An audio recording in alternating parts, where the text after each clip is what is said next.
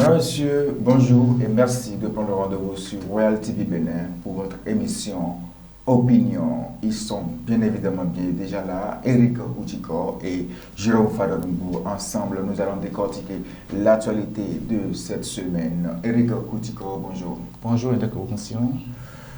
Jérôme Fadongo, bonjour. Bonjour, monsieur le journaliste. Merci à vous d'avoir répondu présent à cette émission Opinion de ce vendredi. C'est un plaisir. Alors, comme première rubrique, c'est la synthèse des unes de cette semaine.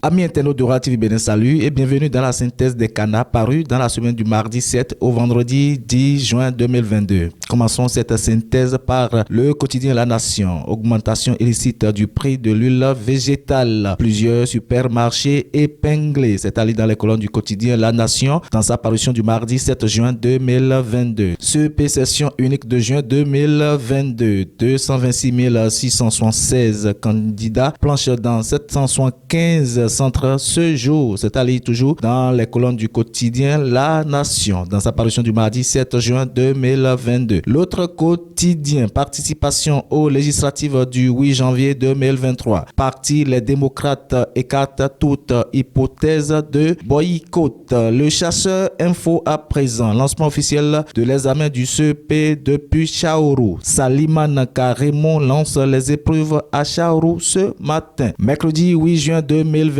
Jeu concours Tolaro délices dans la cuisine. Tolaro global engagé pour la valorisation de la femme africaine. C'est allé dans les colonnes du quotidien Dabarou dans sa parution du 8 juin 2022. Entretien sur la journée mondiale de l'environnement. Docteur Lodric Estelle Brun expose son importance et invite les citoyens à un changement de comportement. C'est allé dans les colonnes du quotidien Le Décryptage dans sa parution du mercredi 8 juin 2022. Jeudi 9 juin 2022, le matinal. Audience au palais de la Marina. Soglo, Vlavonou et les anciens présidents du Parlement chez Talon. C'est allé dans les colonnes du quotidien. Le matinal dans sa parution du jeudi 9 juin 2022. La couronne. Éliminatoire de la CAN 2023. Deux sorties, deux raclées pour les écureuils du Bénin. Ont-ils vraiment les atouts pour une qualification? S'interroge le journal. Le chasseur info à présent. Examens nationaux dans l'enseignement supérieur au Bénin. Les détenteurs du BTS 2002 à 2018 invités à retirer leur attestation au plus grand tard le 30 juin 2022. C'est ce que nous a titré le quotidien Chasseur info dans sa parution du jeudi 9 juin 2022. Vendredi 10 juin 2022 pour boucler la synthèse de cette semaine. Le leader du jour qui titre en manchette première rencontre des juridictions constitutionnelles ouest-africaines en charge du contentieux. Le professeur Joseph Djogbenou désigné président du comité de suivi. C'est allé dans les colonnes du quotidien. Le leader du jour de Olivier Kouenon. Toujours dans les colonnes de leader du jour. Brouille au sein des responsables de la CA d'Adido et d'Aganvi. Voici la vraie raison qui oppose les protagonistes. C'est allé dans les colonnes du quotidien. Le leader du jour de Olivier Kouenon dans sa parution de ce vendredi 10 juin 2022. Les 4 vérités à présent. Femmes engagées en politique au Bénin. Voici pourquoi Christelle Rondonogbo Aliouza se rase désormais la tête. C'est allé dans les colonnes du quotidien Les 4 vérités dans sa parution de ce vendredi 10 juin 2022. Le Béninois libéré pour finir. Football. Échec répété du Bénin et coup de sifflet défavorable aux écureuils. La source du malheur serait un Béninois. C'est ce qu'a titré le quotidien Le Béninois libéré de Aboubakar Takou dans sa parution de ce vendredi 10 juin 2022. Amis internautes de Royal TV Bénin, c'est la fin de cette synthèse. Merci de l'avoir suivi. À vendredi prochain pour un nouveau numéro.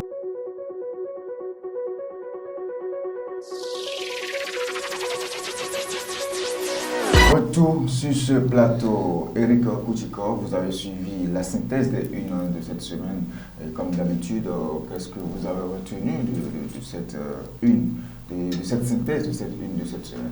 Merci à vous, Enoch Ronsinon. J'ai suivi avec beaucoup d'attention Les canards parus du mardi 7 au vendredi 10 juin 2022 et le titre qui a retenu mon attention, c'est ce qu'a titré le quotidien Les 4 vérités, qui met en titre électrification rurale au Bénin. Le ministre Jean-Claude Oussou annonce 1500 localités qui seront électrifiées.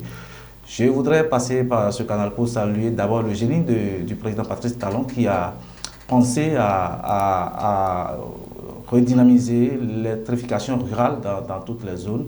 C'est à son actif, si je me rappelle bien, au cours de sa tournée de reddition de comptes, avant les présidentielles de 2021, le chef de l'État a précisé qu'il lutte pour mettre fin à ce système égota. Et donc, avec ça, je crois qu'il tient la parole aux actes. Donc, il est en train d'œuvrer pour que toutes les localités rurales du pays soient électrifiées et je l'encourage pour ça. C'est à son actif et c'est à l'actif de tous ces membres du gouvernement. C'est une bonne nouvelle pour le peuple béninois. Jérôme Fadongo, vous avez suivi également la synthèse des unes de cette semaine. Merci, j'ai suivi avec attention la une des journaux de cette semaine et le titre qui a retenu mon attention, c'est ce qu'a titré le quotidien La Nation, qui a dit augmentation illicite du prix de l'huile végétale et plusieurs supermarchés épinglés. Ça a retenu mon attention et là je me pose une question. J'aimerais bien savoir si ces supermarchés qui ont été épinglés, si entre-temps ils ont été subventionnés ou exonérés des taxes, puisque le tout ne suffit pas d'aller quand même fermer parce que les prix n'ont pas été respectés, puisque celui qui a acheté un produit INS à 5 000 ne peut pas quand même revendre ça à 4 000 francs parce qu'il y a charité de la vie ou bien le gouvernement a fixé le prix. Donc reste à savoir si ces supermarchés avaient été entre-temps exonérés des taxes ou bien avaient été subventionnés, puisque le gouvernement a mis des milliards pour quand même alléger la tâche à la population. Ce titre a vraiment retenu mon attention. Merci à vous, Jérôme Fadongo. Nous allons enclencher la deuxième étape de cette émission. C'est bien le décryptage, juste après ceci.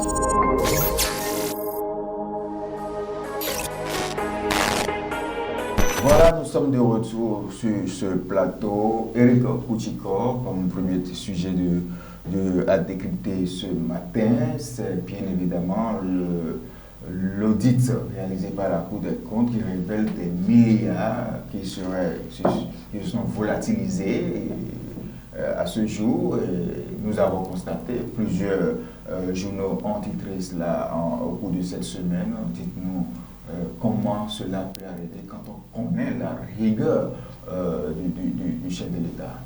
Merci à vous, Enoch Ronsilon.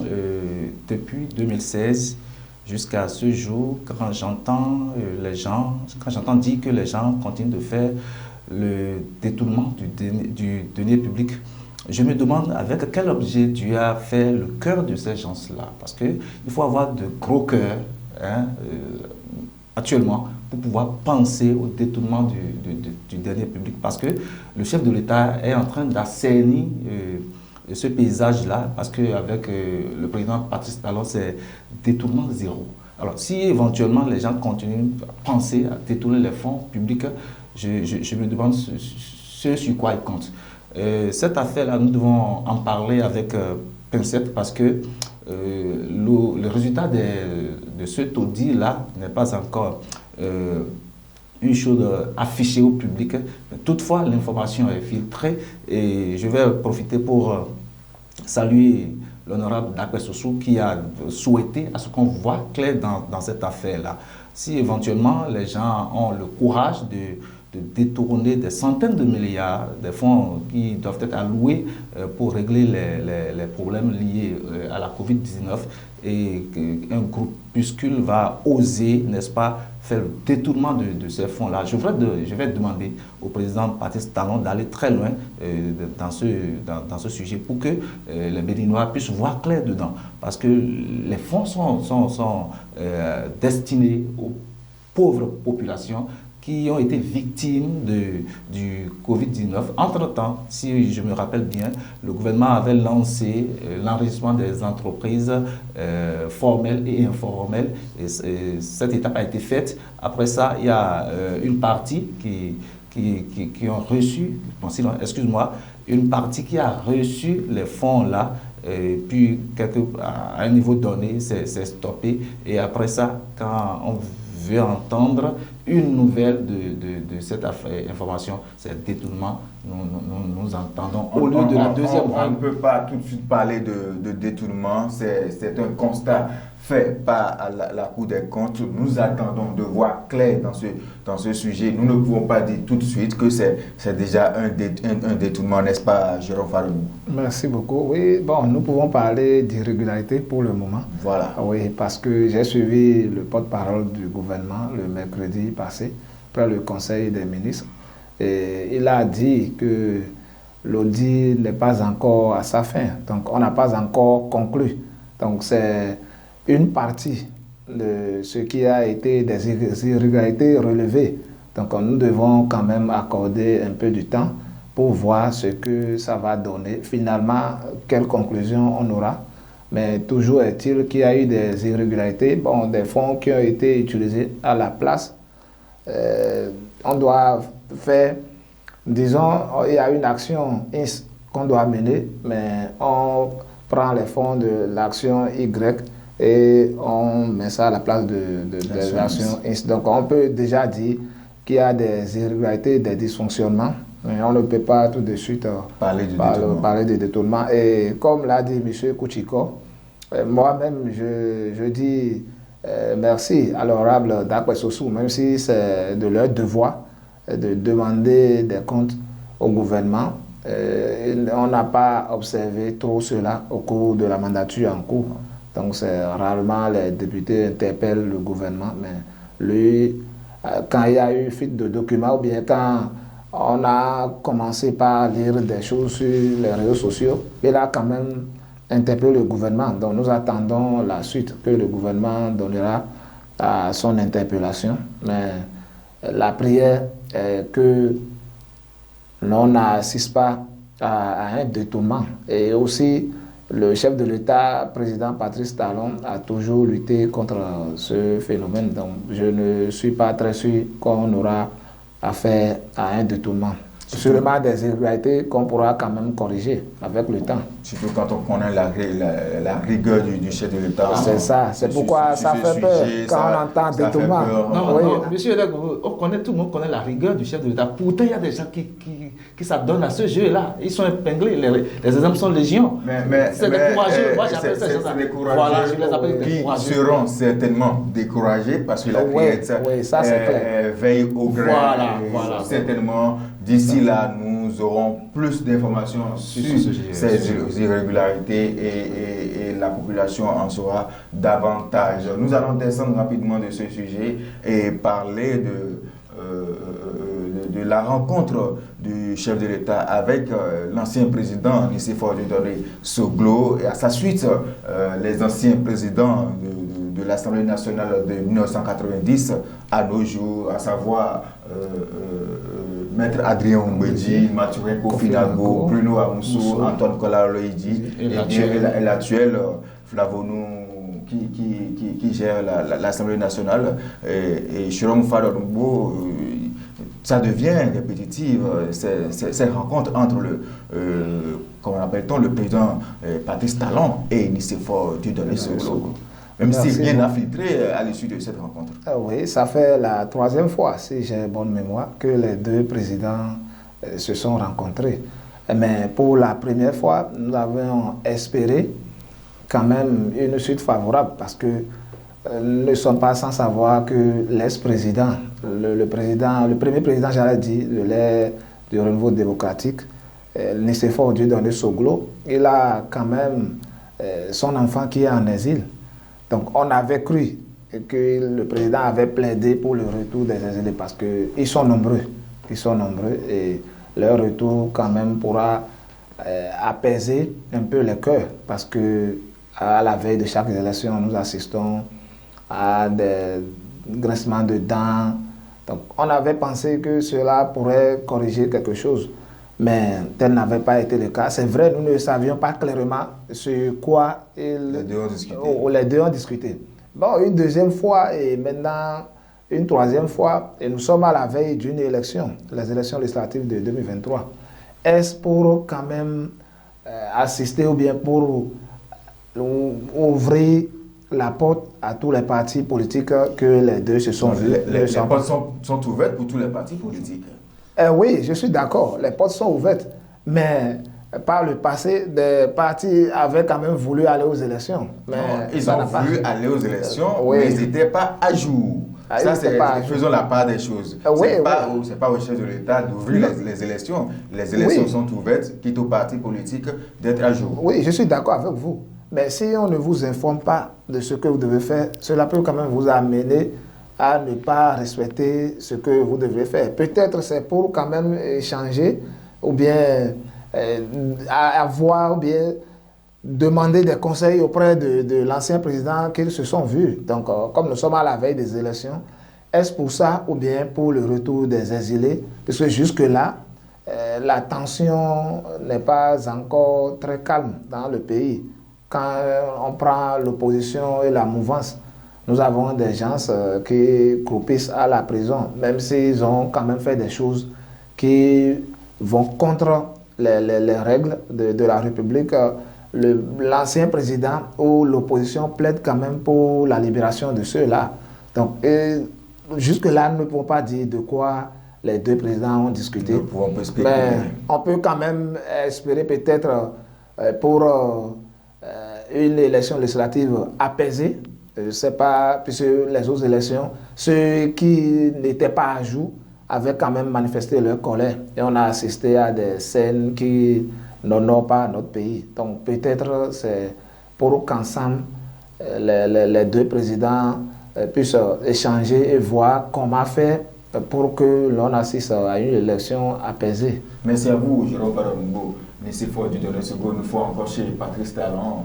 N'est-ce pas une bonne image pour notre pays, le Bénin? Tout à fait, donc sinon c'est une très bonne image parce que pour qui connaît les deux hommes d'État, au début de la prise de pouvoir du président Patrice Talon, l'ancien président, Nicéphore Dieudonné Soglo, n'était pas, même l'autre, il est démocratiquement élu, mais il y avait brouille entre les deux présidents pour des raisons plus ou moins connues. Mais si déjà une fois, deux fois, troisième fois, l'ancien président Nicéphore Dieudonné Soglo souhaite d'aller chez son successeur, puisque Patrice Talon aussi est président actuel après l'ère démocratique. Et le président Patrice Talon accepte d'accorder, n'est-ce pas, une audience à l'ancien président Dieudonné Soglo. Je crois que c'est une action très salutaire. La rencontre répétée de ces deux hommes d'État annonce une description politique. Parce que c'est vrai, on ne peut que faire de spéculation. Après la sortie, après les audiences, il n'y a aucune déclaration officielle des deux hommes, donc nous ne pouvons que faire des spéculations.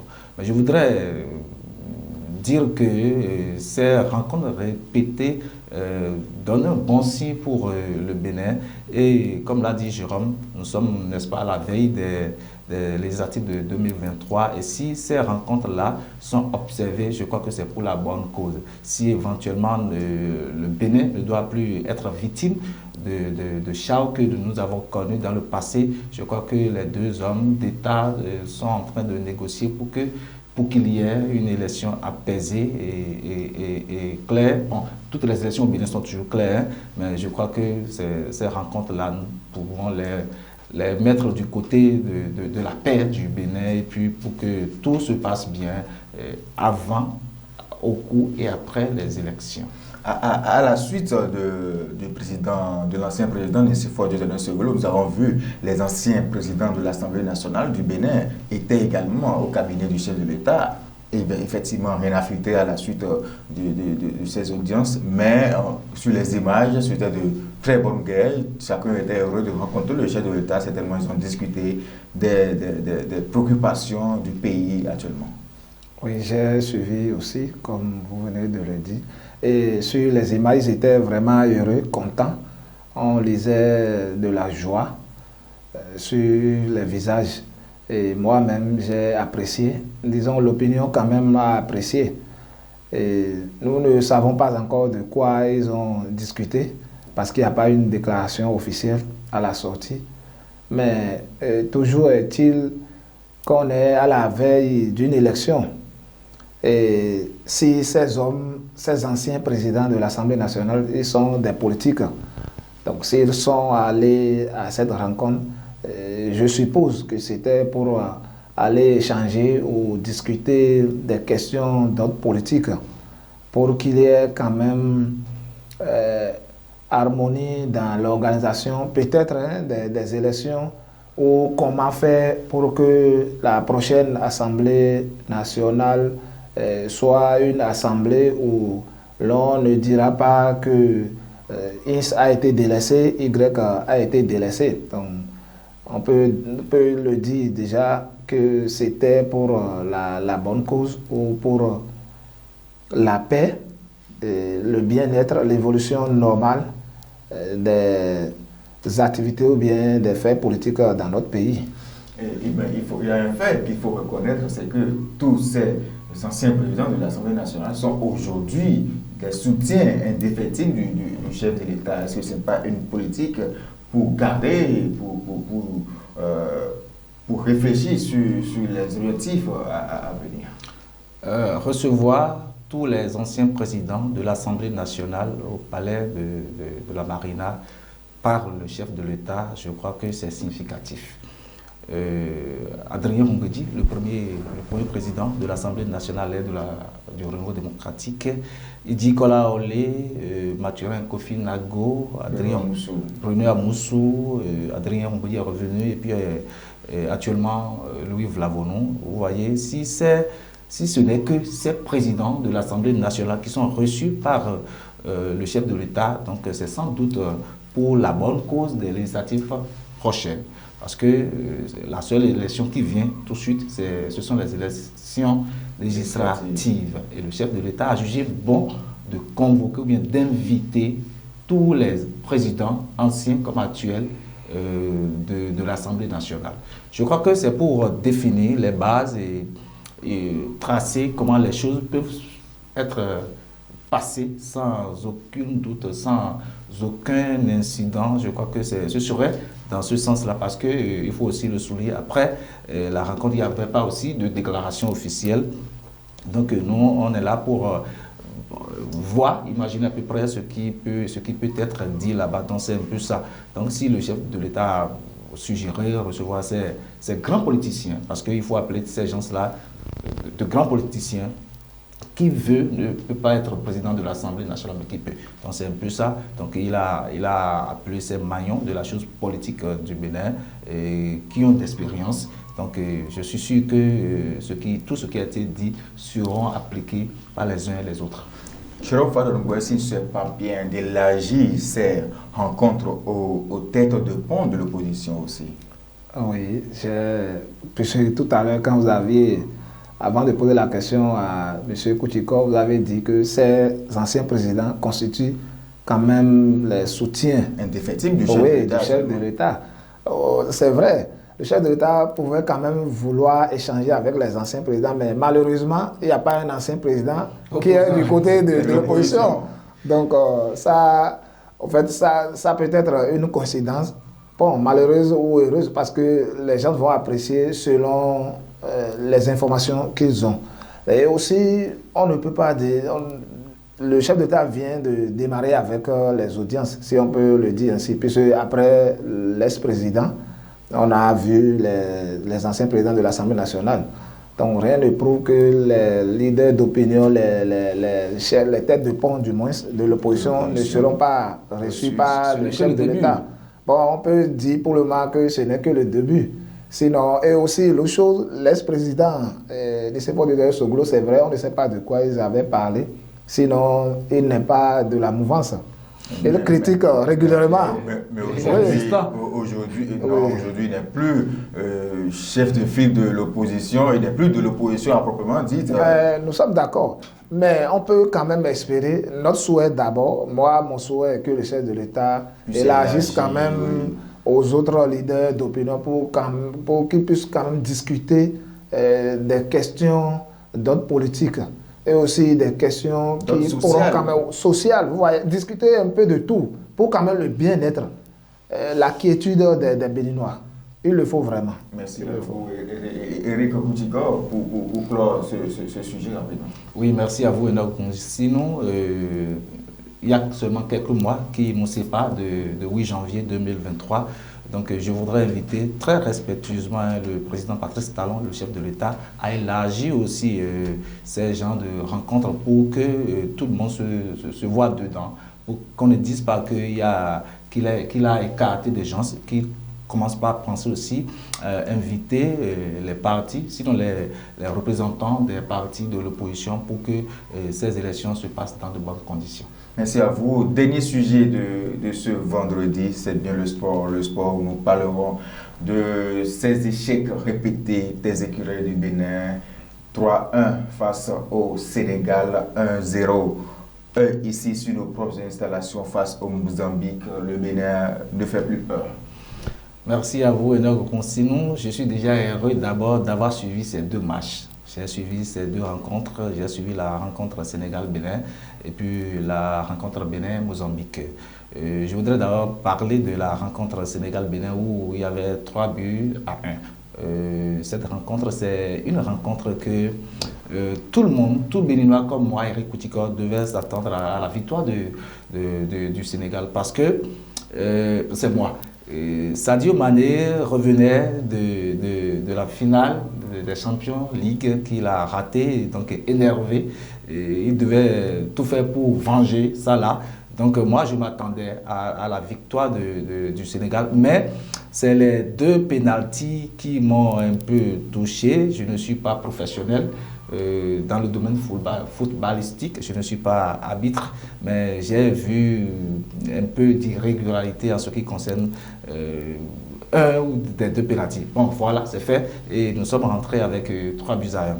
Le mercredi dernier, c'était le tour de Bénin, Mozambique, où déjà vers la fin de la première partie, le Bénin a encaissé, alors que tout le monde s'attendait à la victoire des écureuils. 2 échecs consécutifs pour le Bénin, ce n'est pas un bon signe. Bon, je vois les gens critiquaient les joueurs.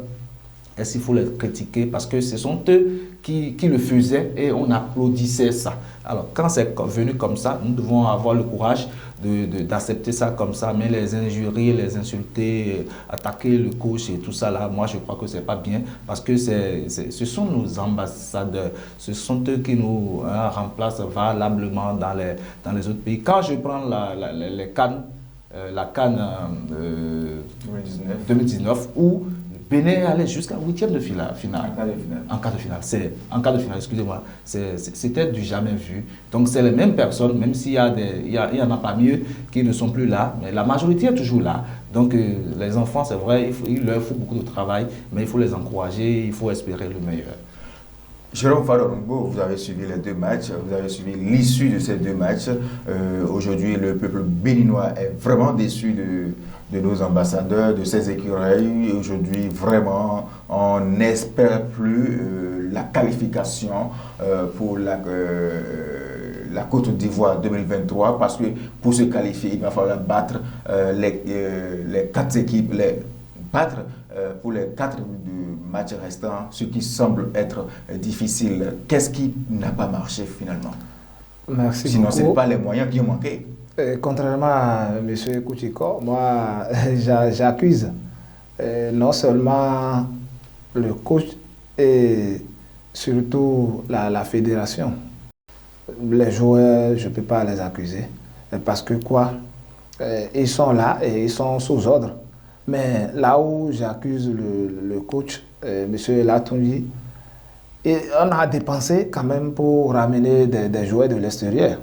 Vous n'êtes pas sans savoir que des gens ont été sollicités, les nôtres, et ils sont revenus au pays. Mais si on a identifié ces gens qui sont bons, je suppose, et on les ramène, on doit quand même les faire jouer d'une manière ou d'une autre. En plus de tout cela, ceux qui étaient connus, ceux qui avaient émerveillé les Béninois, entre-temps, ils sont à l'extérieur. Disons, dans de grands clubs, nous sommes d'accord. Mais ceux-là...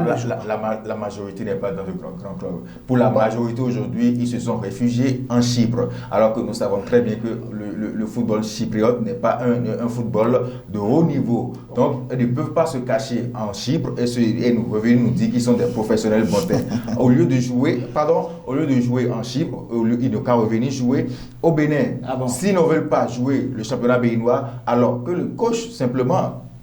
et travaille avec ceux qui sont les locaux, ceux-là qui jouent avec que nous voyons, nous les avons vus tout récemment au tournoi de l'UFOA-B. Quand même, c'est des enfants qui ont montré de quoi ils étaient capables. C'est là où j'en venais. En fait, nous devons miser sur les locaux, sincèrement, parce que ceux qui sont à l'extérieur, bon, d'ici on voit que ceux-là, ils sont là-bas, ils jouent, mais contrairement à ceux-là, ils sont là, assis, et le club joue des matchs, et ils reviennent. Il faut quand même s'entraîner de jour en jour. Là où on a aujourd'hui Cristiano Ronaldo, on a les Messi, ceux-là ne dorment pas.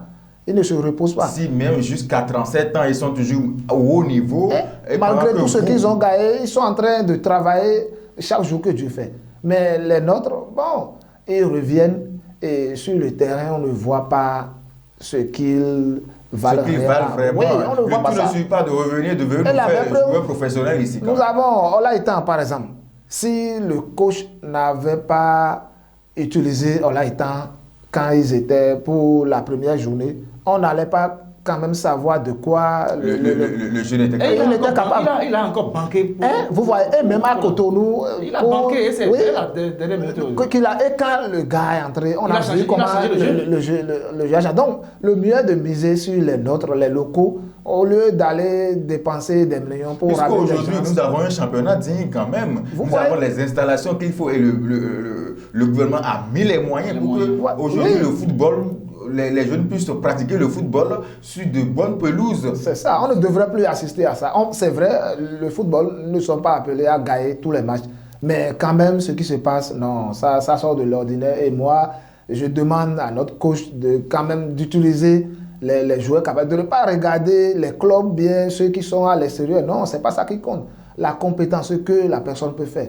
Ce n'est pas parce que la personne joue notre championnat qui n'est pas capable de mieux faire. Vous avez vu le jeune milieu Bawa quand même, qui a tenu le milieu du football. Pourtant, il n'a pas joué dans les clubs comme PSG, Barcelone.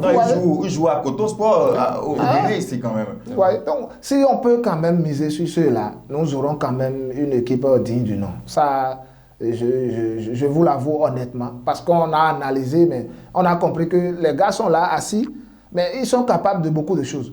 C'est sur le terrain qu'on pourra quand même savoir s'ils sont bons ou pas. Mais s'ils sont assis sur les bancs, ça ne donnera rien. Franchement, nous avons vu beaucoup de joueurs béninois venus de l'extérieur, franchement, qui sont venus faire mauvaise figuration. Ils ont vilipendé nos pauvres sous. Quand on prend un Michael Poté qui a pris du poids, et c'est lui qui remplace Steve Mounier. Quand on prend Statunian Lagbe qui n'est plus titulaire dans son club, pour lui, ça m'a vraiment étonné. Un certain Assogba qui a quitté Boulogne-sur-Mer et qui maintenant va en Chypre, dans quel championnat, vraiment ce n'est pas la peine. Et je pense que le gouvernement, le ministre des Sports, qui est un homme qui aime le football, franchement, ces joueurs, ces équipes ont déçu le ministre. Je pense que le ministre va prendre le bout du tunnel. doit prendre ses responsabilités pour que ces choses puissent changer le plus tôt possible, parce que je suis certain que en dehors de tout ça, il y a aussi le coaching qui n'a pas trop marché. Il faut revoir les choses. C'est vrai, on peut déplorer l'humeur des supporters à la fin de ce match qui ont caillassé le bus des écureuils. C'est pas bien, c'est des choses à déplorer. Ça ne nous honore pas. C'est des joueurs qui sont blessés. C'est vrai, vous êtes fâchés, chers supporters, mais prenez votre mal en patience. On peut ne pas se qualifier pour Côte d'Ivoire 2023, mais nous avons encore de l'espoir pour d'autres joutes continentales. C'est déjà fini pour le décryptage de ce matin. Nous allons rapidement revenir tout de suite pour les conseils pratiques. C'est dans un instant, les conseils pratiques. Merci.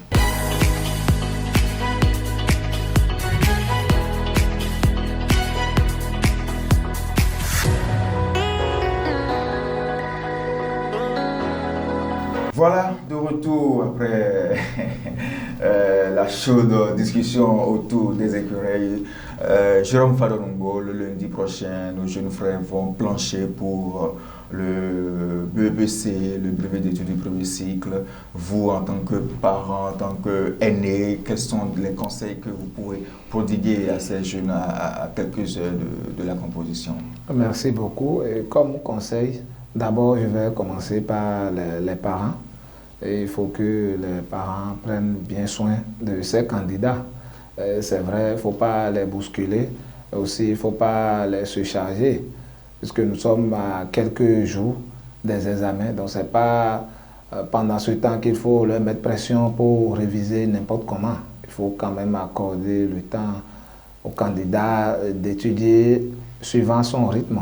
Et aussi surveiller les nourritures, voir ce qu'il faut manger, ce qu'il ne faut pas manger pendant ces derniers jours. Et aux candidats, je vais les inviter quand même à plus de courage, puisque les évaluations, ils ont eu à faire des examens blancs. Et ce qu'ils auront à faire le lundi, ce n'est pas trop différent des examens blancs. Ce sont presque les mêmes épreuves, en tout cas la méthodologie. Ils ne seront pas là-bas, on va leur présenter ce qui sera fait pour les candidats au baccalauréat, par exemple. Donc c'est ce qui serait quand même à leur portée. Un examen, c'est pour l'élève moyen, ce n'est pas un concours.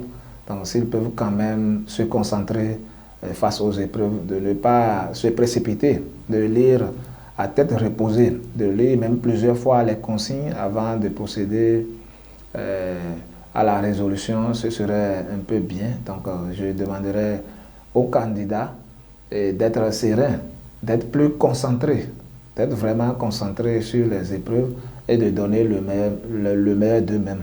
Et le résultat sera très bon. Merci à vous, Jérôme Fadongo et Eric Akoutiko. Merci, Enoch. Sinon, 112 heures nous séparent du BPC session de juin 2022.